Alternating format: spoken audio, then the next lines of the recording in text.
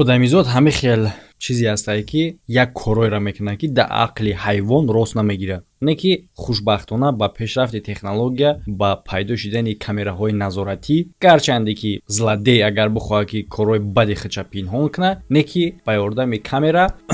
ҳамада салому алайкум, хуш омадем ба канали Сим Шарипов. Бо шумо ҳастам ман Муҳаммад Шарипов. дар ин видео тамошо мекунем ҳолатҳои даҳшатноке ки ҳолатҳои баде ки одамо хостанд бикунанд, не ки видеокамера.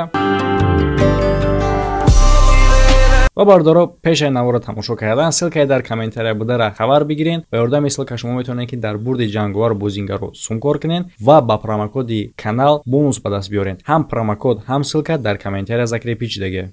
темаи аввали мо дуруғ дар беморхона. Хабарнигор Пушпанранян дар Ҳиндустон, яъне ки одам ҳиндия ва кор мекунад дар газетаи Times of India. Яъне ки хабарнигор историяро, ҳолатеро ҳамада паҳн мекунад ки ҳамаро ба ҳайрат меора ва баъди кор политсия гунаҳгор мекунад занакеро ки хост падари худша, падари пири худша бикуша. Бале, мумкин аст ки ин ҳолат метавонист ки просто бехабар бигзара, ҳеҷ каҳ ҳолат дарак наёва, коре ки дар балниса рух мета, агар ки камера намебуд. Не ки хушбахтона камера. Бале, хай хушбахтона гуфта намеша ҳамаи ҳолата, барое ки оли далчи мефаҳмем чи ба хушбахтонагииш ҳамие ки просто ё одама мехапанд ба ёрдами камера. чиқаре ки шумо мебинед дар кадр занак бо номи Ҷаясудха Манахарна, нафики қадар номи қинай.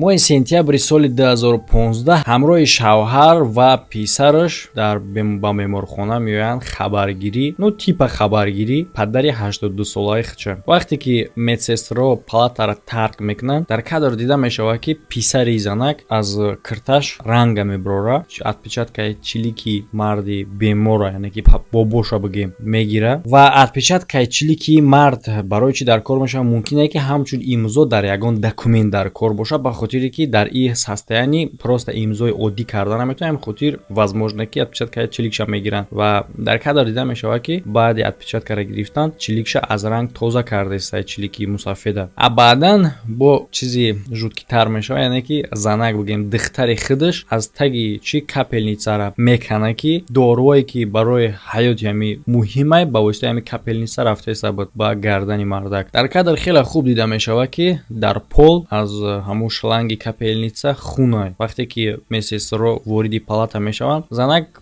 худаш ба худаш чизи нофаҳмо мегаву тез аз палата мегреза, меброя. мехоҳад ки аз коркунои балницае ки ӯро дида буданд бигреза. феврали соли 2016 падари ӯ, яъне ки соҳиби ҳами балница, жалоб мекунад дар ё ва мега ки хоҳараш хост ки падаршона бикуша. ва бале ки дар натиҷаи ин хел рафтор кардан, мумкин аст ки ҳамин кор таъсир кунад, барое ки дар оҷа доруи дар кори ӯро гирифтагӣ буданд. ин пирамард мемра. ҳодиса дар меҳмонхона.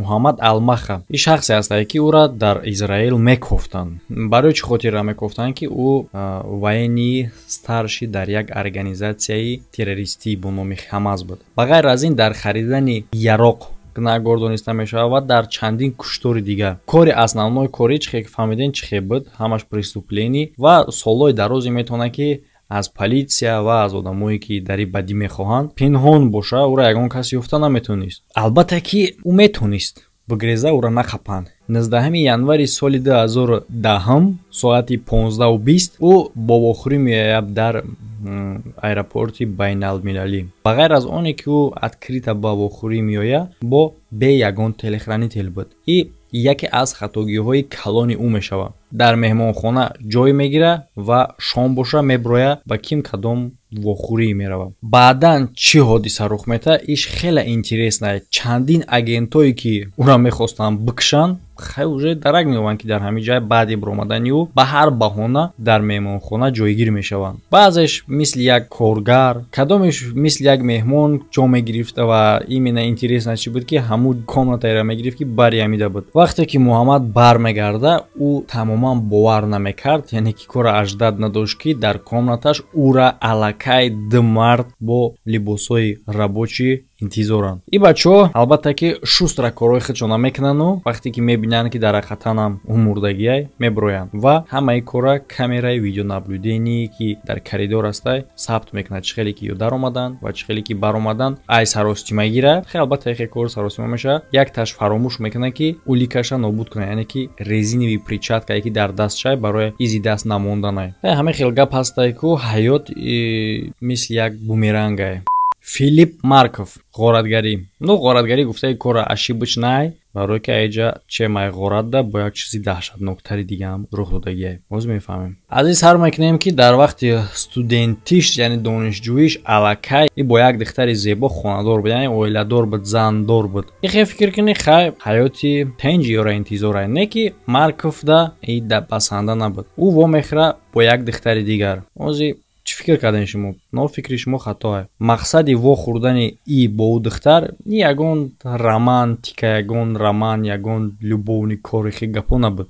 Ӯ вомехӯра дар меҳмонхонаи Бостон бо як духтар ба номи Ҷулиса Брисман. И кор 14 апрели соли 2009. яъне ки вақте ки ё вориди меҳмонхона мешаванд мақсади якуми и бача ғорат кардани духтар буд. Ғорат мекуна ва мекушаш. Ман ки намедонам айра чӣ гуна далбоё бугум ки шумо худтон бинависед дар комментария барои чӣ хотире ки ну первое то что ки ғорат кардан и худаш кори безебай ва дуюм ки бо чӣ мекушӣ дар ҳолате ки ту дар ягон ҷангал нести, дар ягон адир нести, ту меҳмонхона омадагии ки пад каждый углш да камера видеонаблюдения ту қади духтар медрои баъди биромадани ту тоқа меброи именно ҳамун духтаре ки қади дуромадагия ҳамун мурда ёфтагӣ мешавад. Ба фикрам ки ба ягон ҷо дигараш фикр мекарда не ки бародарои ҷа як кор мекунад типа он меход мекунад ҳамун номера дар номи худаш забронировать намекунад пад какая разница. Но факт остаётся фактом ки ту қади духтар дуромадӣ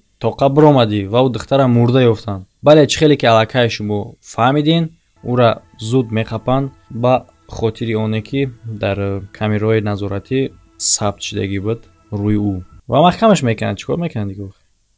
Ва дар ин кор агар касе ки интереси боша ки зани ӯ чӣ хел отреагировать мекунад зани ӯ ич хел зани ӯ тамоман ӯра ин хел одам ҳисоб намекард вақте ки мефаҳма аз корборои ҷудо мешава қатиш ва первый взгляда фикр кунӣ ки типа одам кушай туда-сюда ихе гарения не оказывается слабия. Вақте ки хабари ҷудо шудани занша мешнава ва дар турма рафторои жестокитари сокамерникаш ҳамаи корро тоқат намекунад ва худша мекушад. Ба гуфти полисейскиё то охира ӯҳо натонистанд мотиви яъне ки мақсадиро бифаҳманд барои чӣ хотире ки агар мақсадаш духтар мешид и худаш зан дошт агар мақсадаш реални дуздӣ мешид хотя дар оҷа дуздиам рух додагия не охи оила ё финансовӣ проблема надоштанд яъне ки эҳтиёҷ ба суми ки чизое ки аю дузда эҳтиёҷам ба ин надоштанд ва ин ҳолат ягона ҳолат набуд ки агар бугӯи хай случайно ягон муноқиша шида байншону ҳамихе кор рух дода не ин ҳолат бо ягона ҳолат набуд. Просто метонем фикр кунем ки просто маньяк буд возможно. чӣ хеле ки хай шумо медонен ҳозир хе гапа гуфтанашам шарт нест медонем ки ҳозир любой кор ҷошта интернет мепарад ба чӣ ба ёрдами камера. хай бародаро аккурат набошен ҳамада хайр то видеоҳои оянда. ягон каса накушед.